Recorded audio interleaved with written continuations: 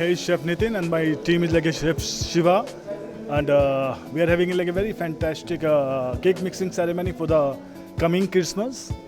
And the ingredients we used for the cake mixing, there's raisin, almonds, cashew, tutti frutti, and lots of liquor with Old Monk and what else? Vodka, brandy. And it will take at least a month to get the you will get the proper flavor of for the plum cake.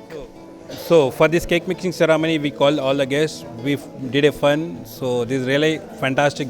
We did here. Thanks for entire the guests and the Tiger Lily Bistro team. Thank you so much.